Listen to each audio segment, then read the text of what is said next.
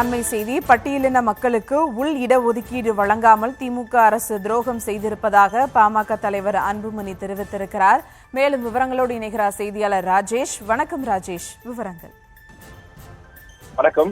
சமூக நீதி வழங்குவதில் பட்டியலின மக்களுக்கும் திமுக அரசு துரோகம் செய்திருப்பதாக உச்சநீதிமன்றம் ஆணையிட்டு ஓராண்டாகியும் உள் இடஒதுக்கீடு வழங்க மறுப்பது ஏன் எனவும் பாமக தலைவர் அன்புமணி ராமதாஸ் கேள்வி எழுப்பியிருக்கிறார்.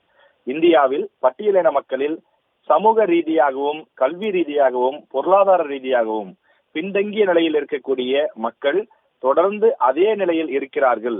அவர்களுடைய நிலையை முன்னேற்றவும் கல்வி மற்றும் வேலைவாய்ப்பில் இடஒதுக்கீட்டின் பயன்களை அவர்கள் வென்றெடுக்கவும் பட்டியலின மக்களுக்கு உள் இடஒதுக்கீடு வழங்க மத்திய மாநில அரசுகள் சட்டம் இயற்ற வேண்டும் என உச்சநீதிமன்ற தலைமை நீதிபதி பதவியிலிருந்து ஓய்வு பெற்றிருக்கக்கூடிய நீதியரசர் கவாய் கூறியிருக்கின்றார்.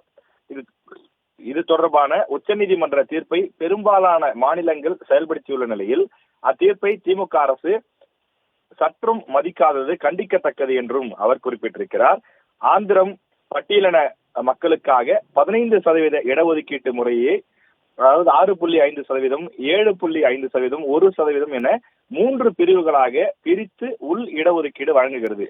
ஆனால் தமிழ்நாட்டில் தொடர்ந்து பாமக வலியுறுத்தி வரக்கூடிய காரணத்தினாலும் தொடர்ந்து இன்னும் அந்த சட்டம் நிறைவேற்றப்படவில்லை என்று தெரிவித்திருக்கிறார். தமிழ்நாட்டில் அருந்ததியர்களையும் சேர்த்து பட்டியலினத்தில் இருக்கக்கூடிய 76 சமூகங்களுக்கு 18% இடஒதுக்கீடு வழங்கப்பட்டு வருகிறது. அவர்களில் பெரும்பான்மையான சமூகங்களுக்கு இன்னும் முழுமையான இடஒதுக்கீடு கிடைக்கவில்லை என்றும் அன்புமணி குறிப்பிட்டிருக்கிறார்.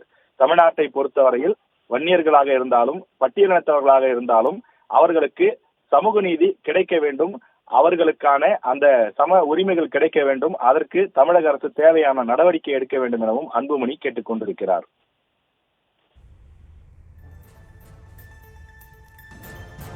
விவரங்களுக்கு நன்றி ராஜேஷ்.